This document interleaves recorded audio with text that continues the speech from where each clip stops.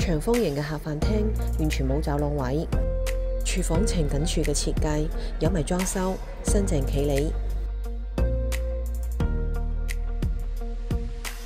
單位再向東北，遠眺銀線灣嘅海景，仲可以望到將軍澳運動場景，有山有海，開揚嘅市景。呢間小睡房呈四方形嘅間隔，大約有53尺嘅面積。主人房呈長方形嘅開積，大約有107尺嘅面積。右邊呢個凹位預留咗一個衣櫃嘅位置。廳房同向嘅景觀，仲可以望到碧藍嘅天空。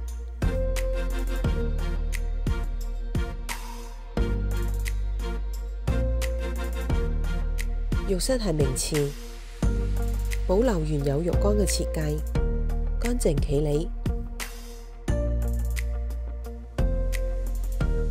如果大家對呢個單位有興趣嘅話，可以 WhatsApp 或者打電話俾我啦。我哋喺店再見，拜拜。咪走住，我哋望埋個天台先。167尺嘅天台，可以打造返自己私隱嘅地方。